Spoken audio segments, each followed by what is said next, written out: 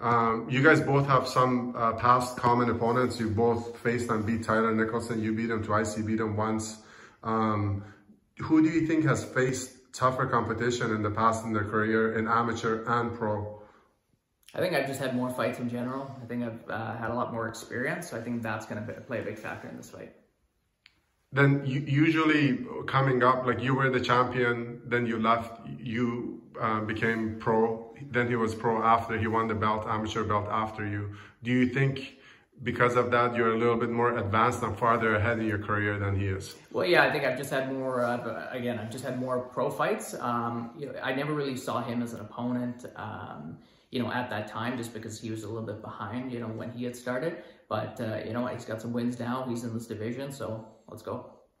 Now, in terms of stand-up, he's undefeated at bantamweight. He's 3-0. His only loss is a split decision loss to Kirksey at 145.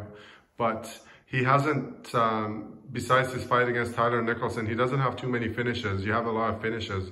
Do you think your ability to finish gives you a big advantage in this fight?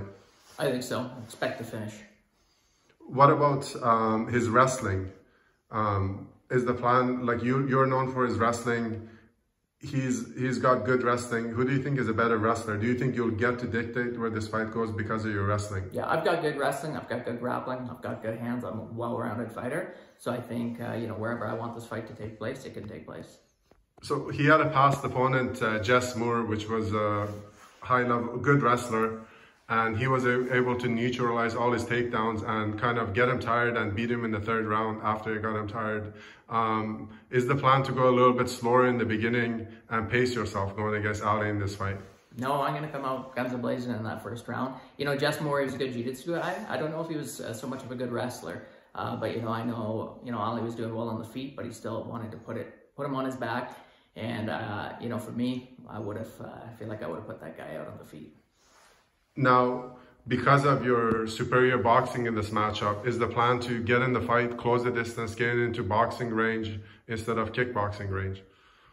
I've been working with the Johnson brothers for a while now. I got good kickboxing as well. I got heavy hands, so striking range, that's where I need to be. Now, what do you think his game plan is in this fight? He fights different against different fighters. What do you think he's going to come forward, try to take the center of the cage and make you go backwards to put pressure on you in this fight? Yeah, he'll come out, he'll pressure. He's well rounded. He's got tidy striking as well, but he's definitely going to be looking for the takedown.